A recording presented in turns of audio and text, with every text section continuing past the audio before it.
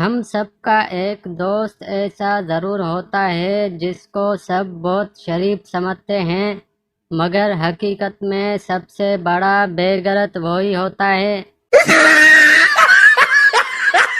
मोहब्बत का मीम भी निराला है, मिल जाए तो मियाँ, न मिले तो मामू।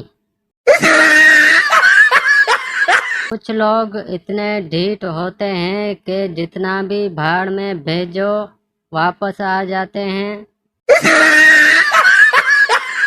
पहले खत पकड़े जाते थे, फिर मोबाइल, और अब स्क्रीन शॉट। मोहब्बत तेरा बेड़ा गर्क। परेशानियों को ऐसे इग्नोर करो जैसे नहाते हुए कमर को करते हो। बाबा जी कहते हैं कि आशिकी भी यस्सों पंजों का खेल है। उधर घर पता चला, उधर दे थप्पड़ पे थप्पड़। खूबसूरती भी क्या चीज होती है, माशाल्लाह, यकीन सा आ जाता है खुद को देख देख के।